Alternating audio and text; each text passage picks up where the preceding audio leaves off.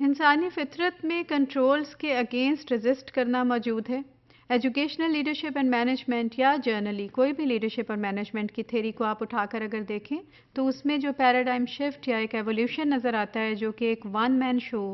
से हमें ग्रेजुअली या एक पावर और पोजीशन से एक इंसान के गिर्द जो हो उससे हमें नज़र आता है कि it is more towards distributing of that skill set and that position और दैट पावर जो कि आप अपनी टीम मेंबर्स में फाइंड आउट करते हैं, उनको डेवलप करते हैं और उनको कैसे आप आगे लेकर वो मौके देते हैं जिसके तहत कि वो भी एक बेहतर मैनेजमेंट स्किल्स के तहत इमर्ज करें, स्ट्रॉन्ग प्रोफेशनल्स या एक लीडरशिप स्किल्स के तहत वो अपने अपने एरियाज़ में एक्सेल करें और अपने लिए उनका एक फ्यूचर करियर पाथवे बेहतर डिफाइंड हो। जहाँ पर कि ये हमें तकाजा नज़र आता है लीडरशिप और मैनेजमेंट थेरीज़ में कि हम अपनी टीम को वो फ्रीडम दें, वो मौके दें, वो अपॉर्चुनिटीज़ दें जिनसे कि वो बेहतर से बेहतर होते चले जाएं, उनमें क्रिएटिविटी और इनोवेशन बेहतर हो। उसके साथ साथ ही हमें कहीं पर भी ये नज़रअंदाज नहीं करना चाहिए कि importance of certain kind of control in the organisations क्या है,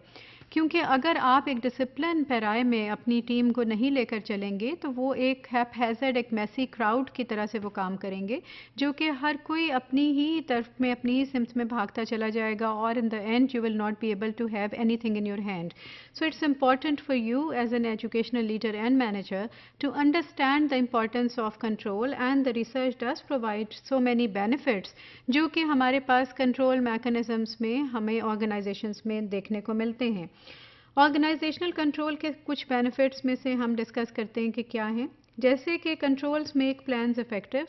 जो भी आप प्लान बना रहे हैं, किसी भी तरह का प्रोजेक्ट है, कोई फंक्शन है आपके स्कूल लाइफ में, आपके बिजनेस की कोई एक्टिविटी है, कोई एक छोटा सा इवेंट है, आपकी पर्सनल लाइफ में कोई भी इवेंट है, सो अगर आपने जो भी प्लान बनाया है अगर आप उसमें कंट्रोल मैकेनिज्म नहीं रखेंगे कि कहाँ पे हमने किस तरह से इसकी एक्सेस को हमने कंट्रोल करना है, इसकी डेफिशिएंसी को हमने पूरा करना है, इसकी स्लैकनेस को हमने नज़रअंदाज नहीं करना, उस पर एक्शन लेना है, तो आपका प्लान इफेक्टिवली इम्प्लीमेंट नहीं हो सकेगा। So controls make plans effective. Managers need to measure progress, offer feedback, and direct their teams to succeed. Controls measure, ensure steady organizational activities. जो भी पॉलिसी डॉक्यूमेंट्स हैं अगर उनमें चेक पॉइंट्स हैं, अगर उसमें आपने क्राइटेरिया सेट किए हुए हैं तो उन पॉलिसी डॉक्यूमेंट्स की इम्प्लीमेंटेशन, एग्जीक्यूशन उन्हें करना ज़्यादा बेहतर, ज़्यादा इजी हो जाता है और उसके मुताबिक ऑर्गेनाइजेशंस में स्टेडीनेस और कंसिस्टेंट अप्रोच आती है। हैज़र्डनेस नहीं आती कि आज ये कर रहे हैं और कल वो कर रहे हैं, बिकॉज अगर आप फ्री एक प्लान बना रहे हैं, बिल्कुल कोई उसमें कंट्रोल मैकेनिज्म नहीं है, तो उसमें फेलियर का उतना ही बड़ा चांस होगा और उससे आपकी पॉलिसीज़ को भी फेलियर फेस करना पड़ सकता है।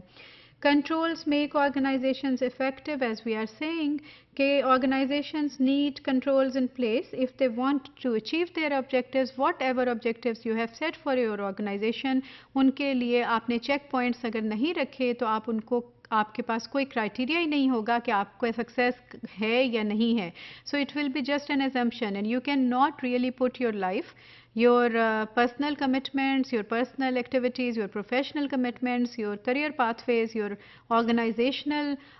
inputs and investment at risk to that extent कि आपको पता ही नहीं कि आपका success factor कितना है और impact आपका क्या है.